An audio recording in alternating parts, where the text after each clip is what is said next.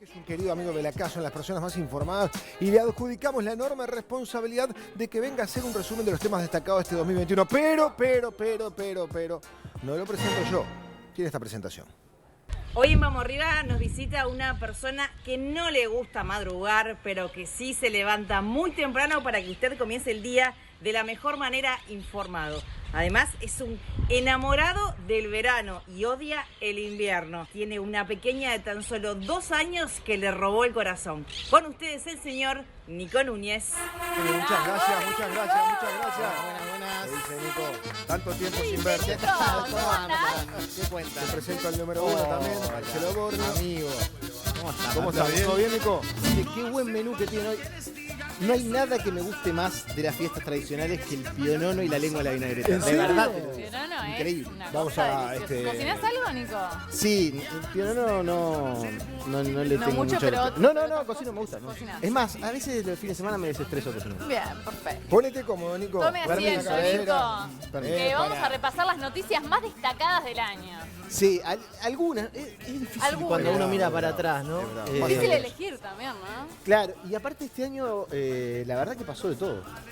Cierto. Hay cosas que parecen que fueron hace muchísimo tiempo y fueron este año. Claro. Sí. Pasa mucho a fin de año. Es como que repasás y decís, por un lado, el año obviamente no es que pase volando, pero por otro lado empezás a contar todas las cosas que pasaron y decís, pará, todo esto entró en este año. Pero, por ejemplo, chiquito, para ustedes, ¿cuánto hace que nos estamos vacunando contra el COVID? No, claro. 2 años.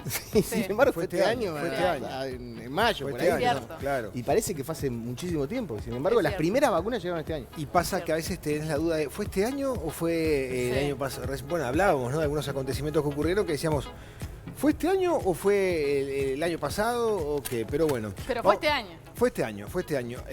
Arrancamos por febrero. Febrero. ¿Vos tenés el guión o querés que Sí, te- no, Ahí tengo. está, Ahí bien. me traje los No, apuntes. digo para ir alineado a las imágenes. Miren, esa imagen fue muy importante. Es el arribo de las primeras vacunas al Uruguay. Fue el 25 de febrero. Acuérdense que la campaña de vacunación acá en el Uruguay, claro, el tema de las vacunas y hasta la geopolítica, uno podría decir, casi que era usado por muchos gobiernos de la región como una especie de eslogan de campaña. Para calmar un poco la ansiedad que había en el pueblo. El gobierno uruguayo no fue de los primeros en empezar a vacunar, pero sí fue de los que mejor hizo la campaña de De hecho, vacunación. se lo reprochaban. Exactamente, De hecho, por eso le digo que reprochaban que había demorado la campaña. porque hubo muchos anuncios, ¿no? Sí. Me acuerdo en Argentina, de las vacunas rusas, y después al final hubo unos problemas bárbaros de logística, las vacunas no llegaban a parte. En Uruguay quizás empezó un poco después, pero la realidad es que fue impresionante el ritmo de vacunación. Pero ahí tenemos, esa debe haber sido la primera gran noticia del año sin duda, sobre finales de febrero, la llegada de las primeras vacunas chinas. Que eran de, La de ahí va, la Sinovac, de Sinovac, exactamente. Después llegaron Pfizer, bueno, llegaron varias, pero... Que ojo que después, ahí tenemos otra cosa, pero el tema de la tercera dosis, que ahora todos estamos insistiendo para que, la verdad, el que no se la haya dado, que se la dé, porque es muy importante que todos tengamos la tercera dosis, hace pocos meses era criticado el Uruguay por ser uno de los primeros países en ir por la tercera dosis. La Organización Mundial de la Salud decía, no es necesario, no se apuren. Salió Salinas y dijo, no, nosotros vamos a ir para adelante como un tren.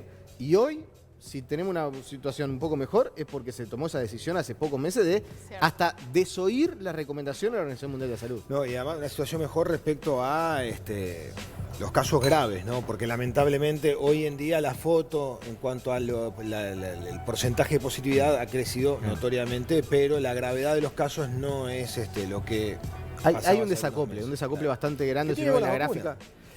Claramente, no Bueno, hay otra explicación. Fueron 192.000 las que llegaron en aquel 25 de febrero que recién recordabas, Nico. Otro tema. Sí. 22 de mayo. Este lo recuerdo, pero patente, porque fue de tarde, nosotros para hacer un sábado, previo a hacer el informativo del sábado de Telenoche, y voy a comentar algo que no lo conté nunca al aire. Me llama un querido amigo, camarógrafo de un canal del interior, del Chuy, y me dice, Nico, mirá, yo te lo tengo que decir porque no puedo creer. Me dicen que falleció Jorge Larrañaga de un infarto. Te juro que lo recuerdo y como que... Era impensable. Uno lo decía, ministro, en actividad, una En el persona... momento más, en el también, momento ¿no? de Más cúspide de importante. su carrera Sí, más política. importante. En un segundo te dan esa noticia, me acuerdo patente.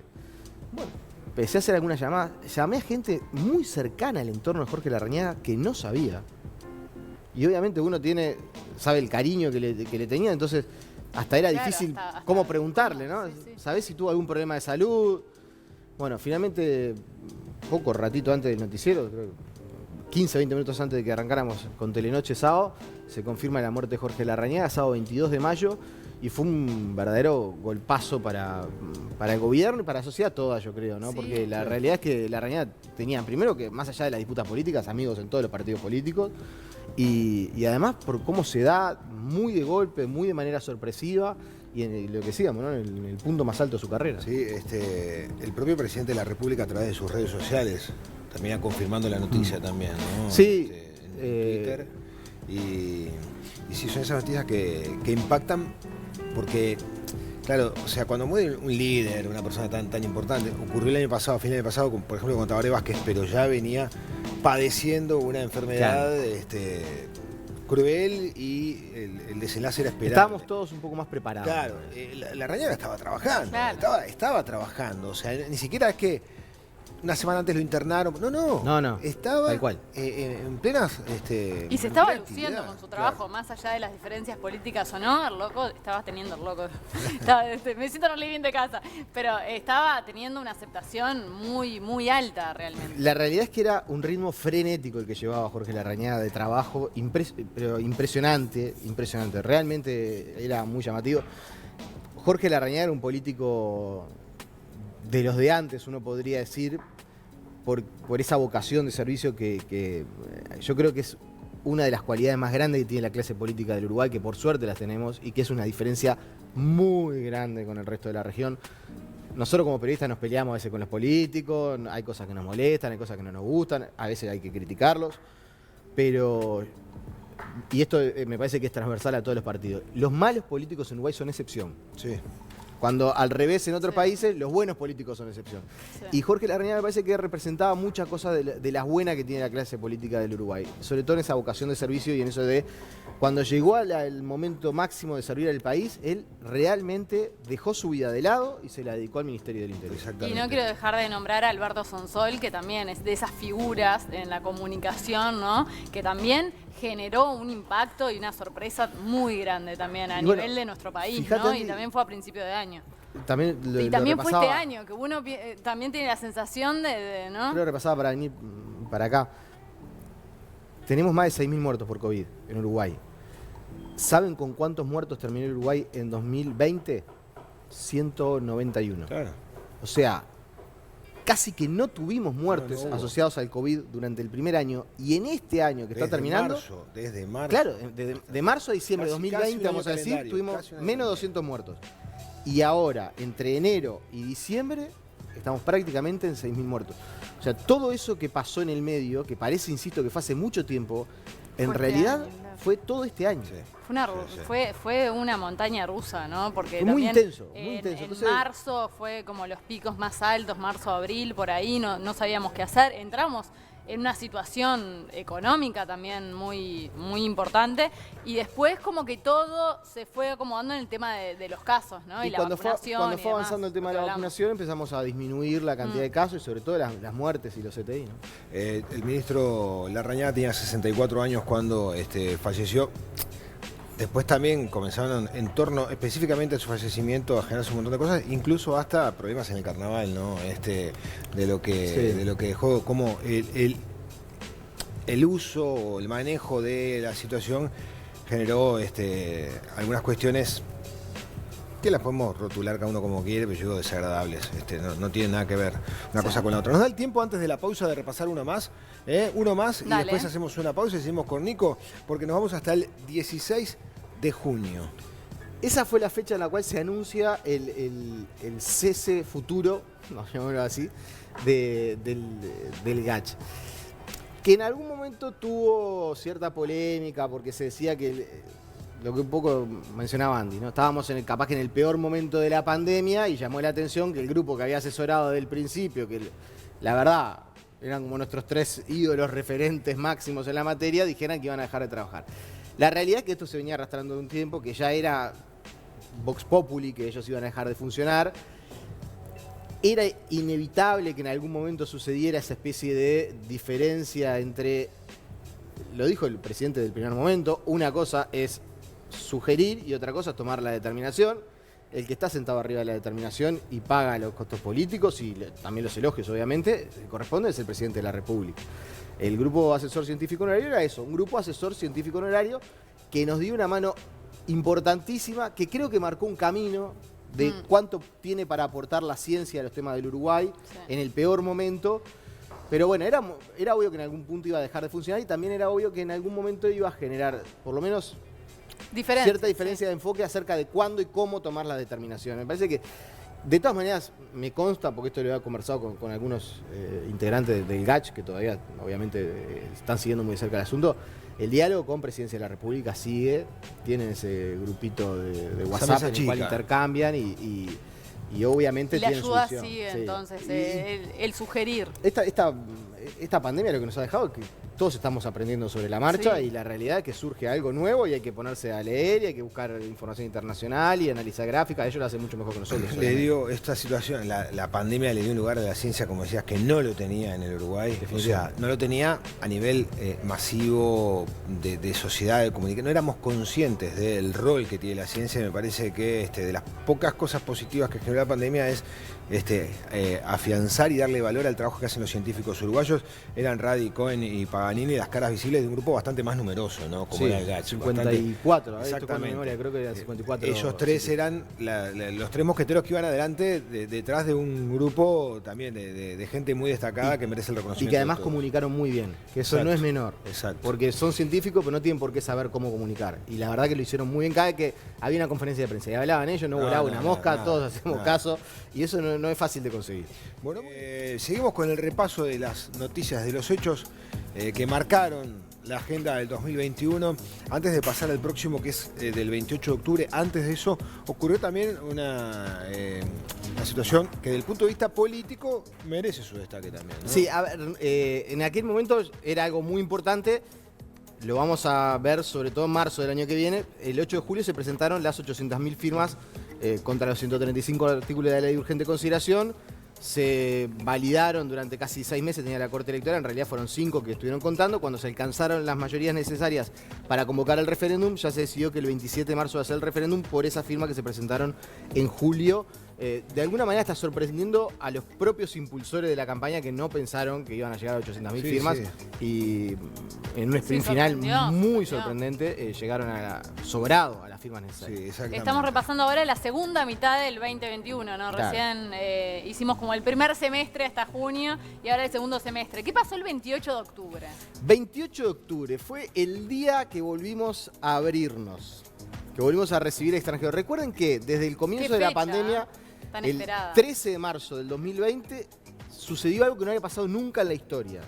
Cerrar la frontera. O sea, no podías ingresar al Uruguay, salvo casos excepcionales previstos en la ley. Personas uruguayas, acuérdense lo que fue todo el operativo de traer gente. Bueno, pero el 13 de marzo se cerraron las fronteras.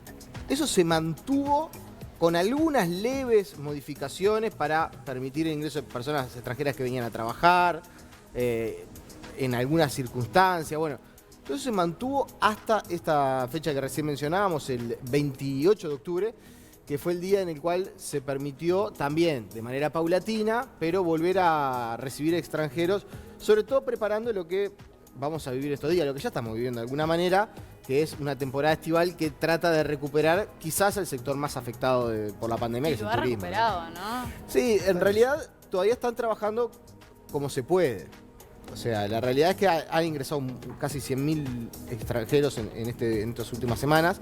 Es una cifra interesante, pero cuando vos hablas con los operadores del sector te dicen, bueno, estamos trabajando mucho mejor, pero todavía no estamos al nivel pre-pandemia. Claro. Hay menos vuelos, la situación de Argentina complica muchísimo, o sea, a los argentinos venir es carísimo por la dificultad que tienen para acceder a los dólares, por todo. Igual he escuchado sector hotelero, muchos hoteles que están al 100%.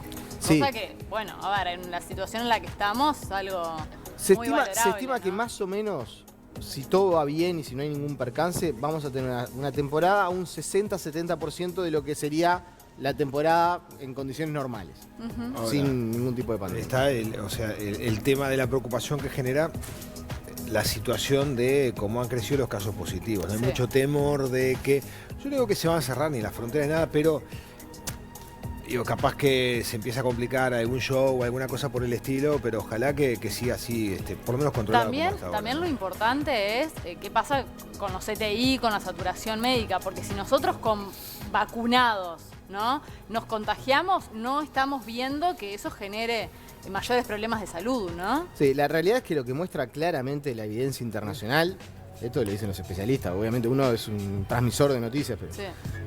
países, 2 dosis de Sinovac, 1 de Pfizer o 3 de Pfizer como Uruguay, los que tienen 3 dosis es prácticamente un caso en millones que terminan en CTI. Cuando vos tenés el esquema de vacunación incompleto, 2 vacunas, tenés más posibilidades, muchas más posibilidades. Uruguay tiene un excelente porcentaje de cobertura en cuanto a las 2 dosis, casi cercano al 80% de los 15 mejores del mundo. Estamos un poco rezagados con la tercera dosis, no llegamos al 50% de la gente que podría tener o sea, tenemos un 78, creo que eso, o 80 de 2 dosis, 50 con 3 dosis. Ese 20 y pico por ciento, 30 es lo que hay que tratar de estos días no, incluso acelerar. Estábamos hablando de los extranjeros en Uruguay, que muchos extranjeros se están dando la tercera dosis acá en el Sí, país, sí. pero hay algunos que están diciendo que no pueden acceder. ¿Qué está pasando con eso? ¿Se sabe? Y bueno, ahí hay un tema, el gobierno, algo que a mí no me parece tan mal, pero capaz que no fue debidamente comunicado o que no quedó tan claro, o bueno, acá en esto también hay una estrategia de marketing del gobierno de tratar de incentivar a extranjeros a que vengan a Vení, vacacionar. claro. Esa es la Claro, realidad. sin duda. Obvio. Te lo dicen las autoridades, no es un turismo de vacunas, pero es un turismo con vacunas. Claro. El problema es que hay una serie de requisitos. No es que vos llegás y enseguida estás. No, tenés que llegar, a los 5 días te habilitan Claro. la posibilidad y después te van a dar. Es para que vos te quedes unos cuantos días en el Uruguay, no venga, te vacunes y al otro día te vayas. Y a propósito de esto, creo que fue ayer que Dardo, nuestro compañero, me mostraba un artículo que mostraba de la gente que está en CTI el porcentaje de los que no están vacunados, que es altísimo. Creo que eran Sí. 23 que estaban en CTI, 19 no eran vacunados. Por eso mismo. Y después el vamos resto a tenían 2 vacunarnos. dosis nada más. ¿De Entonces qué me parece estamos que hablando? ya no admite, no resiste discusión, no resiste No. discusión. Pero bueno, yo creo que a fin de año, conforme nos acercamos a fin de año, noviembre, diciembre, el deporte y el fútbol acaparó las noticias más importantes, si se quiere, a nivel general, ¿no? Uno vinculado al tema vacuna. Claro. Porque la realidad es que la realización de la final de Sudamericana, la final de Libertadores, la final de Libertadores femenina, casi que tuvo como punto de origen la gestión del gobierno ante Sinovac y China para que la Conmebol pudiera tener vacunas para vacunar a los deportistas que iban a participar de eventos. Ese fue como, que me acuerdo que fue muy cuestionado, un asado que supuestamente se hizo, que en realidad no fue tan asado, fue una reunión de trabajo que se hizo en la noche. En el momento estábamos en el peor momento de que estábamos pidiendo a todo el mundo que no saliera, que tratara de reducir los contactos. Hubo una reunión que fue muy importante. Fede, capaz que me corrige si me equivoco, pero creo que fue en el complejo Uruguay Celeste. Sí, sí. Participó el presidente de la República, Álvaro Delgado, presidente de la Conmebol, presidente de la AUF, el secretario de Deportes, Sebastián Bauzá. Eso que en aquel momento fue criticado, la realidad es que nos terminó generando esto que estamos viendo ahora. Mes de noviembre, decenas de miles de brasileños que vinieron al Uruguay para asistir. Primero a la final de la Copa Sudamericana, en mucha menor cantidad, y la final de la Copa Libertadores, que fue un partido casi que de mundial, que tuvimos acá en Montevideo, y que fue quizás el puntapié inicial para esto que mencionábamos, Andy, de un sector que venía muy golpeado, que empezara a tener Sí. un poquito de aire, un De poquito de aire. inyección de estímulo, No, y además es una respuesta a lo bien que está nuestro país visto en tema pandemia desde los otros lugares, ¿no? Porque se elige Uruguay también por eso. Sí, además, ¿no? o sea, por nuestras decisiones, por- por cómo ha llevado la pandemia a nuestro país. ponete a pensar que hubo muchos eventos internacionales que se cancelaron en muchos países de la Claro. región. Y como, si se quiere, plan piloto funcionó para ver de qué manera afectaba los contagios, el hecho de que lleguen tantos extranjeros, todos juntos, ¿no? Ahí no pasó y no nada. pasó nada, por eso digo, no fue tan grave, no se dispararon los casos después de las finales de la Copa Libertadores, fundamentalmente porque fue la que trajo más hinchas de Palmeiras y de Flamengo que de la Copa No Sudamericana. he podido ir al Estadio Centenario, No, pero dicen que divino, está divino. divino. Y esa es otra cosa que te iba a agregar también, ¿no? Fue noticia también cómo quedó el estadio. Fue noticia también, ¿no? El monumento histórico del fútbol del mundo que necesitaba ayornarse, que no podía tener la remodelación requerida porque CAFO debe generar sus propios recursos.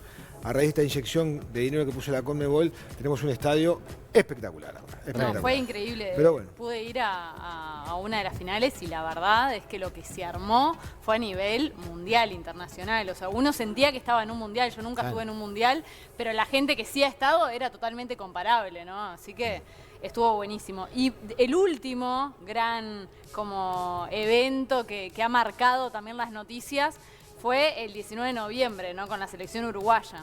El fin del ciclo Tavares. Sí.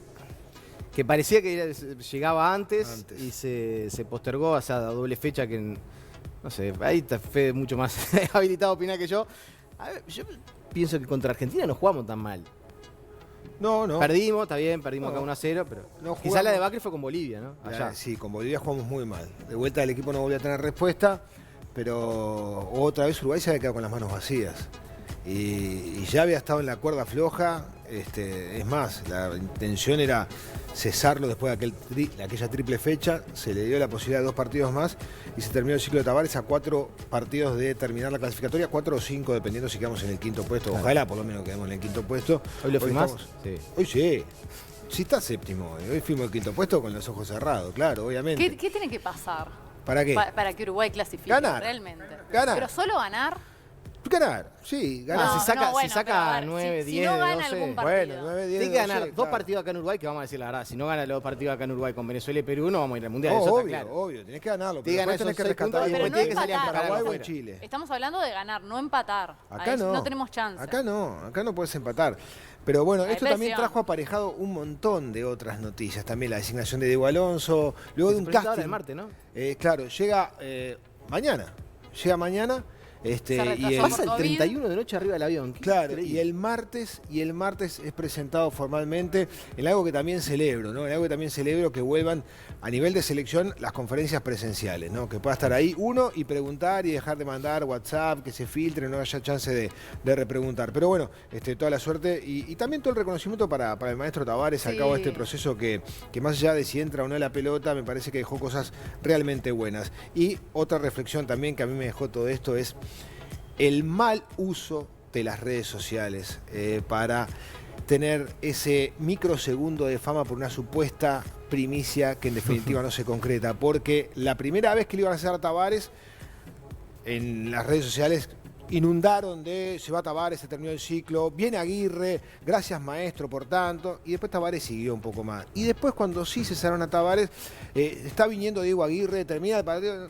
Esa Y en búsqueda de realidad titular. hay que manejar con bastante más responsabilidad la información que por esa incontinencia de tratar de tener una primicia que genera, insisto, un microsegundo de fama nada más. Sí, la UF creo que comunicacionalmente lo manejó muy mal. Lo manejó mal, pero claro, pero más Lo allá manejó de muy cómo mal. lo maneja la AUF, también está en cada uno de nosotros ver cómo manejamos la información que tenemos, ¿no? Y más allá de estar de acuerdo con el fin del ciclo de Tavares o no, creo que quedó la sensación en muchos uruguayos de que se fue de una mal manera. O sea, que se podría haber hecho algo no más ameno, por más de que la decisión esté tomada, ¿no? Que fue como un poco violento, un poco de un día para el otro. Esa es la sensación que ha quedado, por lo menos, Vox Sí, Populi, nunca, ¿no? nunca el fin del ciclo es algo fácil, ¿no? No. O sea, No. es difícil. Yo creo que sí, por lo menos desde el punto de vista. A ver, Fede es un especialista en deporte, yo soy un aficionado. No, señor presidente de está Racing bien. fue. Sí, pero no, Claro. pero sí, Dirigente. no dejo de ser un Dirigente. aficionado. La realidad es que yo creo que lo que sí me parece que estuvo muy mal manejado fue desde el punto de vista comunicacional. Porque Sí. lo que dice Fede es verdad, Pero esos periodistas es alguien que adentro de la AUF les dice, mira que esto va a pasar. O sea, alguien que sacó información que no era verdadera. Es verdad, vos hablabas con montaron un circo en torno a una situación que después no se terminó dando para después No, y se entre montó un gallos y circo medianoche. también para elegir al sucesor también. Claro. Yo nunca vi que se hiciera un casting de esta manera, o que se hiciera público en todo caso, ¿no? Entre Pero bueno, los que estaban. claro, que Aguirre, que Medina. Gallardo, que, la no novela sé, Gallardo. Tuvimos 4 pasó semanas con esperando a alguien Gallardo. que creo que ni nos atendió el No, teléfono. nunca, Es increíble. no, pero bueno, está bien. Nico, gracias por este repaso. Quedaron muchos temas en el tintero, pero bueno, obviamente no tenemos todo el tiempo como para poder Che, ¿cómo hincarle es el diente tema? a alguno Traigo de el los tupper hechos. para... No, si te quédate querés por quedar, acá. quedate. Se Un queda tupper, almorzando con quedate, quedate. nosotros. Traigo el tupper y... Vos te querés quedar, te quedás la porque sos vianda. de la casa, así que digo, te quedás con nosotros. Voy a y comprar algo seleccionás- para, ¿Sí? para descorchar, digo. Muy bien. Quiero Bueno, Nico, mandarle un beso muy grande a Nair de Manga, que tiene 74 años y nos mira siempre y está Y yo así creo- atenta hasta el último programa del año. Aproveché de mandar un beso a Estelita y a Dona que están mirando muy Divina. atentas. ¿Cuánto tiene ya, Dona? Dona 2 años. Dona cumplió 2 recién, años. el 11. Y me decías recién, me tiraba a piques, me decía, ojo con los 2 años, que se viene Son terribles. bravísimo. Pero te divino, cambié la vida divino, divina. divino. Gracias, Nico.